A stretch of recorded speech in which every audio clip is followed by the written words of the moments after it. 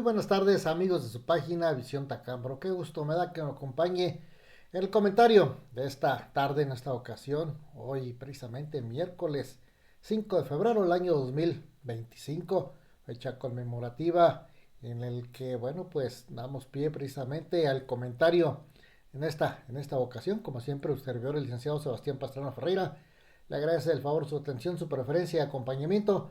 Quédese con nosotros durante los próximos minutos. Hablar en México de la historia es hablar precisamente de esa lucha, primeramente por la independencia, después para consolidar el poder político de nuestro Estado, proveniente precisamente de un cuerpo de leyes, denominado Constitución. Nuestra Constitución, promulgada precisamente en 1917, un 5 de febrero, es ese órgano rector, ese documento rector que nos va a regir, que nos va a decir cómo tenemos que actuar, cómo se organiza nuestro México. Luego, precisamente de esa lucha incansable por poder fijar un país igualitario, donde no se dependiera de una sola persona, porque acuerde usted que durante la corona, la llegada de los españoles a México, apareció la figura de un rey, un emperador. Después vino la lucha armada revolucionaria, sí, precisamente por erradicar que el poder máximo se concentró en una sola persona. Esta persona hacía y deshacía, hacía lo que quería, y él solito ponía las leyes y las quitaba. Él decía cuántas veces se podía reelegir y cómo se hacía la elección, quién lo podía elegir. ¿Le suena familiar esta situación? Pareciera que la historia se estuviera volviendo a repetir y que en balde y en vano se estuviera o se hubiera hecho tanto y tanta eh, situaciones en nuestro país. Hubiera habido tanto derramamiento de sangre, tanto costó precisamente el tener hoy la patria que queremos. Sí, efectivamente, hoy las revoluciones no son armadas, son en base a lo que dice la ley, pero la Constitución, tristemente para los otros que estudiamos el derecho, para los que nos dedicamos, sí, en algún momento con alguna cátedra de Derecho Constitucional en la universidad, créame que resulta triste ver cómo esta Carta Magna que debería de regirnos, nosotros la vamos acomodando a la conveniencia de la persona que esté en el poder en turno. Los gobernantes han hecho con ella lo que quieren. Y para poder hacer lo que quieren, modifican su estructura para poderla mover. Hoy en día, sí, hoy en día tenemos una situación difícil cuando vemos cómo poco a poco en esta constitución que nos dice que tendrá que ser regida o su espíritu natural es en nuestro país el poder de ser compartido para beneficio del pueblo. El pueblo es el que manda, pero hoy nuevamente lo podemos encontrar en el discurso.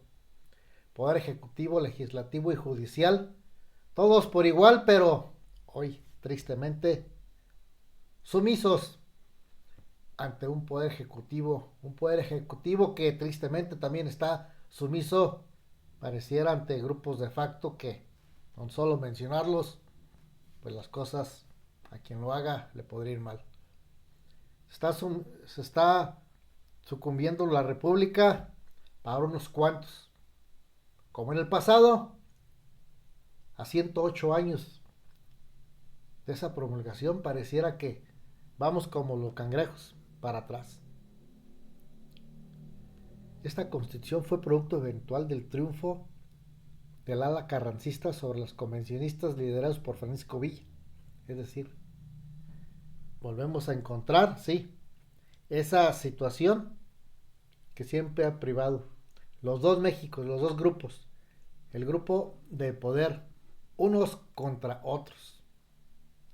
En septiembre de 1916, Venustiano Carranza, en calidad de primer jefe del ejército constitucionalista, Modificó los artículos 4, 5 y 6 del Plan de Guadalupe de 1914 para dar paso a la conformación de un Congreso Constituyente, el que se instaló un 1 de diciembre de 1916.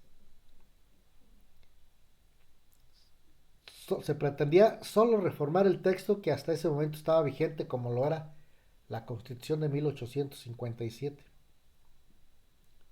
El proyecto de reformas enviado por Carranza al Congreso de 1917 no consideró la inclusión de derechos sociales en el texto constitucional, por lo que el Congreso Constituyente decidió ir más allá e incluyó en el proyecto final lo concerniente a la promoción de la educación pública, artículo 3, la reforma agraria, artículo 27, la tan mentada Ley Federal del Trabajo, artículo 123, que hoy solamente lo vemos en letras. Como le digo, consistió en el derramamiento de mucha sangre, y que esos constitucionalistas, si vieran lo que hemos hecho con esa ley, se volverían a morir. La Constitución de 1857 era la ley máxima en aquel entonces, y con la llegada del 5 de febrero de 1917, 60 años después, Venustiano Carranza promulgó la Constitución que aún hoy nos rige. Artículos más importantes. El primero, la igualdad de derechos. Existe. Si nos ponemos a hacer un breve comparativo de lo que dice la ley y lo que ocurre en realidad, se está cumpliendo con los cometidos de esa Constitución. Igualdad de derechos, habla el artículo primero. Derecho a la educación, donde hoy en México solamente unos cuantos tienen ese derecho. La educación debe ser laica, obligatoria, gratuita. El Estado dejó de hacer su trabajo y lo gratuito dejó de serlo. Le toca al padre de familia costear la educación cuando el gobierno no puede. Artículo 5, la libertad en el trabajo. El artículo 14, el debido proceso. ¿Hay en realidad un debido proceso? Con la reforma al Poder Judicial, ¿en realidad va a haber ese debido proceso? Quienes gobiernan dirán que sí, pero los escépticos decimos todo lo contrario. Cuando solamente los que han pasado esos filtros famosos, los candados que hablan, vemos que solamente llegan los de un partido político o los arduos defensores del partido en el poder. Póngale usted la fecha que quiere. Cuando gobernaba el PRI, o cuando gobierna el PAN, o ahora Morena. La Constitución, algo le está fallando. El 16, la protección de las libertades.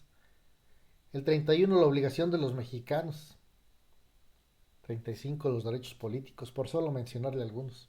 123, la Ley Federal del Trabajo. Una ley obsoleta cuando no existe una autoridad que en realidad se encargue de su observancia. Muchos menores trabajando y muchas personas que trabajan al capricho del patrón. El patrón dice cuándo se descansa y cuándo no, cuánto te voy a pagar y cuánto no. Al cabo, ¿quién le va a jalar las orejas? Soy yo el dueño de esa empresa. Peor aún hoy en día, cuando se habla de que debe existir en nuestro México, ese México consistente en una república de poderes, poder ejecutivo, legislativo y judicial. Tristemente vemos que en la ceremonia de este día solamente dos poderes, el ejecutivo y el legislativo, estuvieron presentes, el judicial no, porque va en contra, sí, de la voluntad del ejecutivo, de lo que dice el Mesías en turno. Y no, como le digo, no solamente es de hoy, de siempre. Aquel que desacata al poder ejecutivo, desgraciadamente, se convierte en traidor a México. Hoy en el México que existe más sangre igual o en la misma proporción o muy parecido a la que existía en 1910. ¿Qué hemos hecho con nuestra ley? Veía en el acto de aniversario, precisamente que se llevaba a cabo en la Escuela Constitución de 1917 esta mañana aquí en Tacámbaro, que hablaba precisamente de eso. Los niños decían, usa esa Constitución para defendernos, autoridad. Y la propia autoridad siendo crítica, diciendo, hemos dejado de hacer, hemos hecho lo que hemos querido con esa Carta Magna, la hemos depuesto a los intereses del grupo en el poder, cuando esos intereses no dice lo que dice la Constitución, pues simplemente la cambiamos, la modificamos. Hoy nuestra Constitución tiene más parches que una pelota vieja de fútbol, pero se dice que son reformas, le ponen ese nombre, reformas para perjudicar o beneficiar a quién. Aquí le dejo el comentario. 108 años, ¿qué pasa con México? ¿Cuál podrá ser la diferencia en cuanto a cuestión social, cuestión económica? Usted, sin lugar a dudas, como siempre, tiene la mejor, la mejor de las palabras. Usted tiene la mejor solución, sin lugar a dudas. Yo le agradezco a usted infinitamente el favor, su atención, su preferencia y acompañamiento en este comentario. Esta tarde, como siempre, lo invito para que el día de mañana nuevamente nos sintonice en punto a las 6 de la tarde, aquí, a través de su página Visión Tacámbaro. Muy buenas tardes.